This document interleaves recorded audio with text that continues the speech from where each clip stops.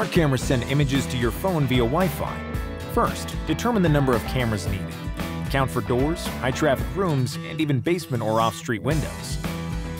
Wi-Fi cameras don't require extra wires, so they can be installed more easily and moved as your needs change. Plug the camera into a power outlet and place the stand on a level surface facing the entry point. You can also mount cameras with the provided hardware to cover other angles. Follow the steps as prompted and create an account to fully complete setup. Then connect your device to the camera via Bluetooth and follow steps to connect the camera to your home Wi-Fi. Activate and assess the camera's images through your device screen. Make sure the images are clear and adjust the angle to avoid glare or reflections. Within the app, you can turn cameras on and off, push to talk, and monitor the motion detectors.